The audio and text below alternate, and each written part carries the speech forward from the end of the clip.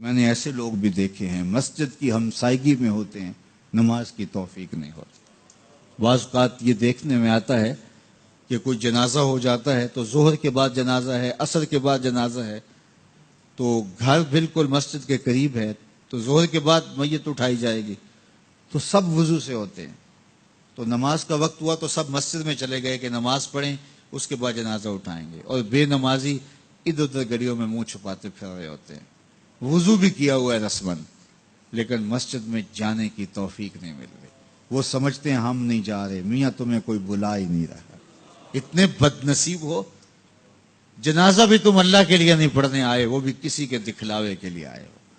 وہ تو فرض کفایہ ہے اور یہ نماز فرض عین تھی، اور یہاں اللہ کا بلاوا آیا، اس کے لیے اذان کوئی نہیں، اس کے لیے اذان ہے، اور تم یہاں اذان سننے کے باوجود بھی مسجد کے باہر گھوم رہے ہو، بہانے کبھی ادھر جا رہے ہو کبھی ادھر جا رہے ہو، اور نمازی مسجد کا رخ کر رہے ہیں۔ تو یہ کتنی بد نصیبی ہوتی ہے کسی شخص کی کہ مسجد کی ہمسائیگی میں بھی رہتا ہو اور مسجد کے قرب میں کھڑا ہو، اسے نماز کی توفیق نہ نصیب۔ تو یہ اس کی طرف سے توفیقات نصیب ہوتی ہیں۔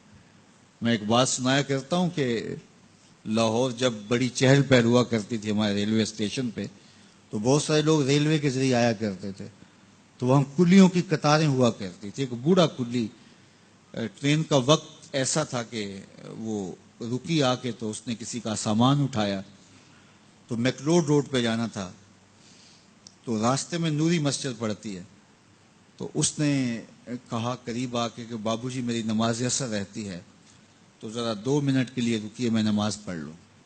تو اس نے کہا ٹھیک ہے، سامان رکھا اور بابا جی اندر نماز پڑھنے چلے گئے۔ نماز ذرا اعتدال کے ساتھ پڑھتے تھے، رکوع و سجود اچھے طریقے سے کرتے تھے، اور یہ بار بار ٹائم دیکھتا ہے اور کبھی اندر جھانکتا ہے، تو بابا جی ابھی رکوع میں ہیں، کبھی سجدے میں ہیں، کبھی قیام میں ہیں۔ یہ کہتا ہے کہ میں عجیب مصیبت میں پھنس گیا کہ بابا جی نماز نہیں چھوڑ رہے۔ خیر بابا جی نے سلام پھیرا، ان کو تسبیحات فاطمہ پڑھنے کی عادت بھی تھی، وہ تسبیحات پڑھنے لگ گئے، تو اس کا پیمانہ صبر لبریز ہو گیا۔ وہ جہاں جوتے اتارتے تو وہاں جا کے اندر جھانک کے کہتا بابا آ بھی جا، تینوں کیڑی شے باہر نہیں آن دیندی۔ تو بابے نے یوں پلٹ کے دیکھا اور مسکرا کے کہا پتر جڑی شے تینوں اندر نہیں آن دیندی۔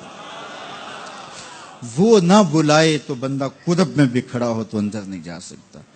اللہ سے توفیق مانگو کہ ہماری نسلوں میں بھی کوئی بے نمازی نہ ہو، 5 گانا نماز کی عادت زندگی میں رچ بس جائے، ہماری اولادیں بھی رب کے حضور سجدہ ریز ہونے والی ہیں۔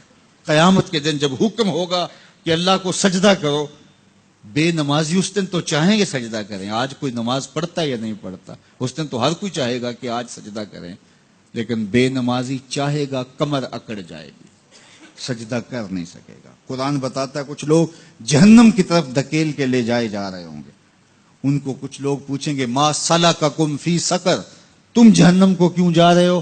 تو وہ کہیں گے لم نکو من المصلین، ہم نماز نہیں پڑھا کرتے تھے۔ تو 5 گانا نماز یہ زندگی میں شامل کر لو، کبھی بھی نماز قضا نہ ہونے پائے۔ قیامت کے دن بے نمازی کو اللہ دشمنان خدا کی صف میں کھڑا کر دے گا، جہاں نمرود کھڑا ہوگا، جہاں فرعون کھڑا ہوگا، جہاں حامان کھڑا ہوگا، جہاں قارون کھڑا ہوگا، جہاں دشمنان خدا کھڑے ہوں گے، بے نمازی بھی اس صف میں کھڑا کر دیا جائے گا۔ مجھے بتائیے ہم میں سے کوئی بھی یہ گوارہ کرتا ہے کہ حشر کے دن دشمنان خدا کی صف میں کھڑے کر دیے جائیں؟ یا کوئی خاتون یہ گوارہ کرتی ہے کہ رسول اللہ صلی اللہ علیہ وآلہ وسلم کی راہوں میں کانٹے بچھانے والی ام جمیل کے ساتھ کھڑی کر دی جائے؟ تو جب ہم یہ گوارہ نہیں کرتے، نہ ہماری مائیں بہنیں بیٹیاں گوارہ کرتی ہیں، تو پھر نماز کبھی ترک نہ کیجیے، نماز کو شعار زندگی بنا لیے۔